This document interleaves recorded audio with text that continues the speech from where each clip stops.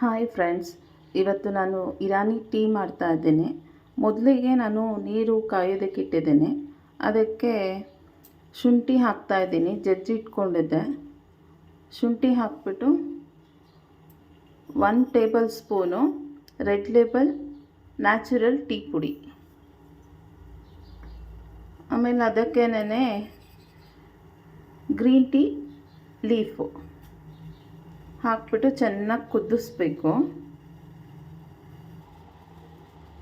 ಈಗ 2 table spoon sugar add ಮಾಡೋಣ.